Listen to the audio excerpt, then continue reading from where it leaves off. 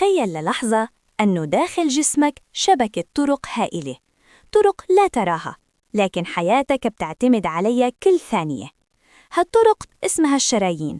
في كل دقيقة بيضخ قلبك الدم عبر هذه الشبكة ليصل إلى كل خلية بجسمك.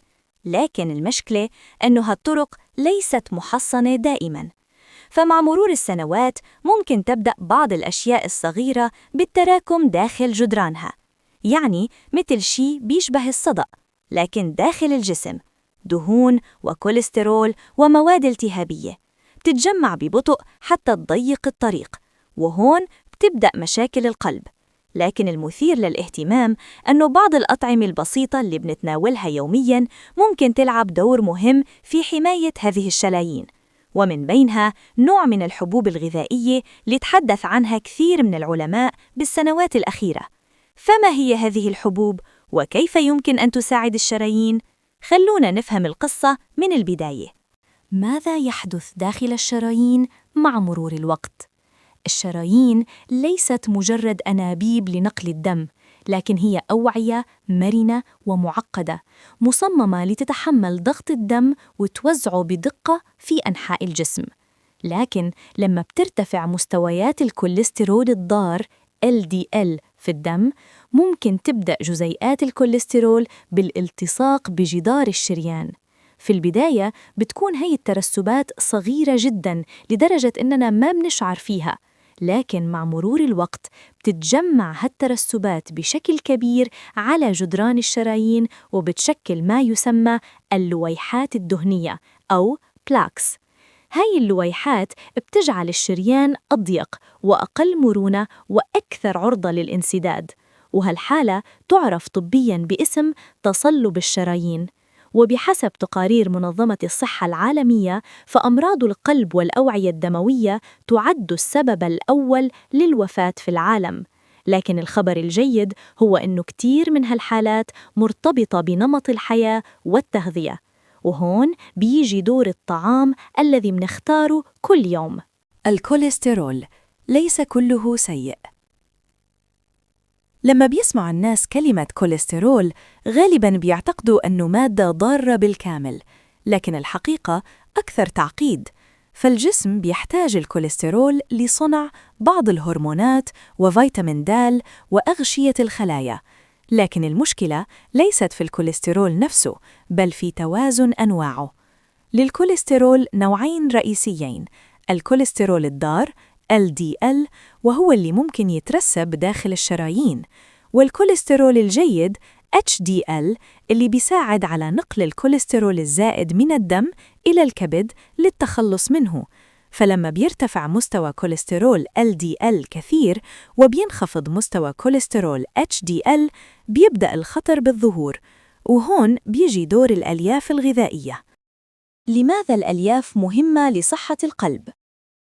الألياف الغذائية ليست مجرد عنصر يساعد على الهضم، لكن إلى تأثيرات مهمة جداً داخل الجسم، خصوصاً نوع يسمى الألياف القابلة للذوبان. فلما بتوصل هالألياف للجهاز الهضمي بتمتص الماء وبتتحول إلى مادة هلامية، وهالمادة وظيفتها ذكية جداً، فهي بتساعد على تقليل امتصاص الكوليسترول من الطعام، والتقاط جزء من الكوليسترول داخل الأمعاء، وتقليل مستوياته في الدم. وأظهرت عدة دراسات منشورة في المجلة الأمريكية للتغذية السريرية إنه تناول الألياف القابلة للذوبان بانتظام ممكن يساهم في خفض الكوليسترول الضار. لكن السؤال المهم: أين نجد هذه الألياف؟ والإجابة: هالألياف موجودة في بعض الحبوب الكاملة، والحبوب التي تساعد على فتح الشرايين. من بين الحبوب التي لفتت اهتمام العلماء بشكل خاص الشوفان. فالشوفان بيحتوي على نوع مميز من الألياف اسمه بيتا جلوكان، وهالمادة بتعمل بطريقة ذكية داخل الجسم، فلما بتوصل للأمعاء بتساعد على تقليل امتصاص الكوليسترول، وكمان ممكن تساعد في تقليل إنتاجه في الكبد. وفي عدة أبحاث أشارت لأنه تناول الشوفان بانتظام ممكن يساعد في خفض الكوليسترول الضار بنسبة ملحوظة.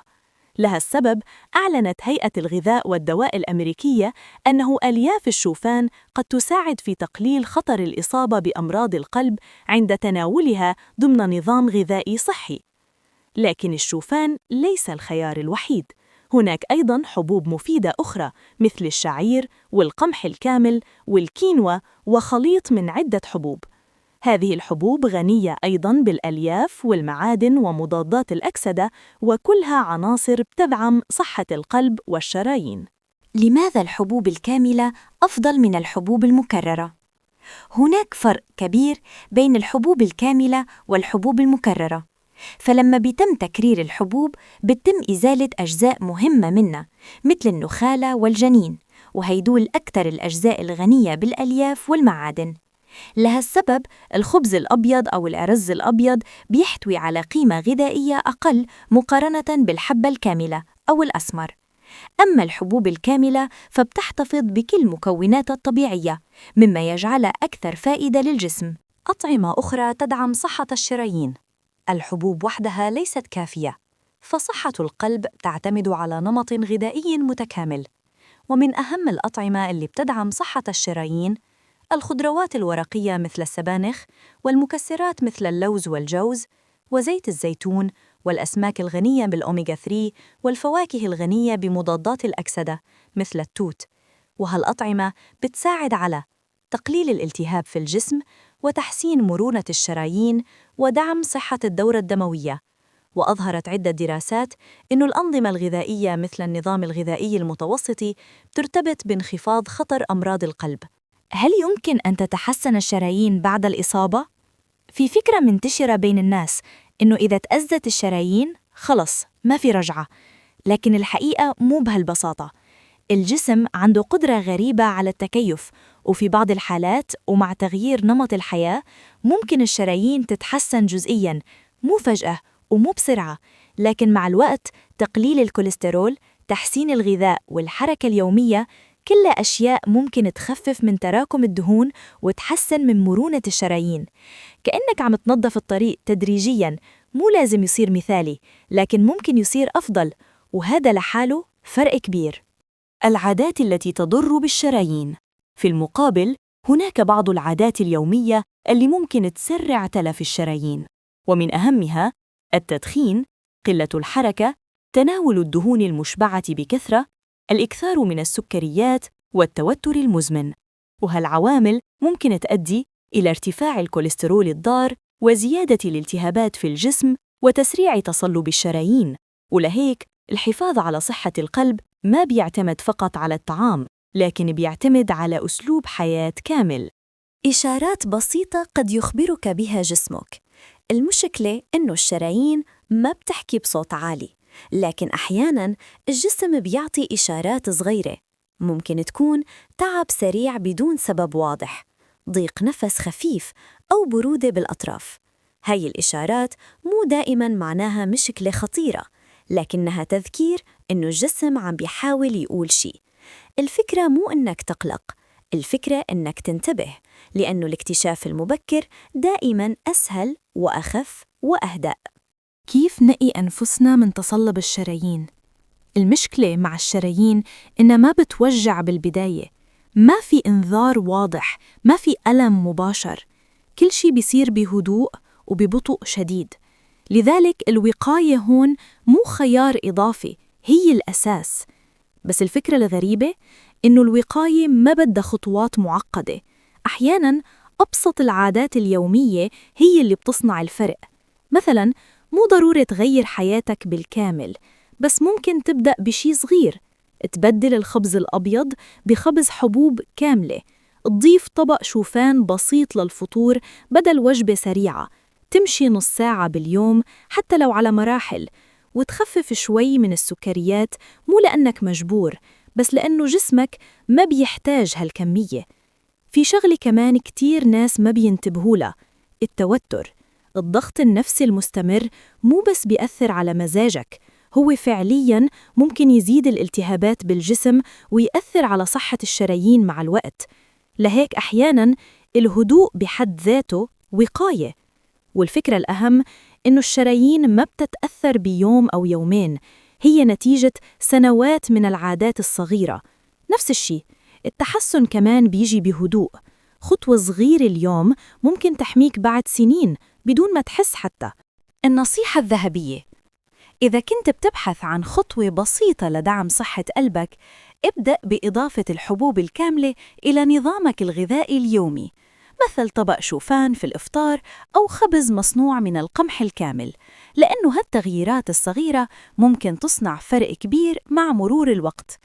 ومع النظام الغذائي حاول تحافظ على حركة يومية وتقليل السكريات ونوم جيد وتغذية متوازنة، فالقلب غالباً يعمل بصمت لكنه بيتأثر بكل ما نفعله يومياً. تنويه طبي: المعلومات المذكورة في هذا الفيديو هي الأغراض الطوعية الصحية فقط، ولا تغني عن استشارة الطبيب المختص، خصوصاً للأشخاص الذين يعانون من أمراض القلب أو ارتفاع الكوليسترول. صحة القلب ما بتعتمد على دواء واحد، لكن على عادات صغيرة بتتكرر كل يوم. فاختياراتنا الغذائية وحركتنا اليومية وطريقة عيشنا للحياة كلها بتشكل مستقبل صحة الشرايين. وإذا أعجبك هذا الفيديو، اكتب لنا في التعليقات هل بتفضل الشوفان أم الحبوب الكاملة في إفطارك. ولا تنسى الاشتراك في القناة وتفعيل زر الجرس ليوصلك المزيد من الفيديوهات الصحية المبسطة. نتمنى لكم دائماً قلباً سليماً وصحة دائمة. إلى اللقاء، ودمتم في أمان الله.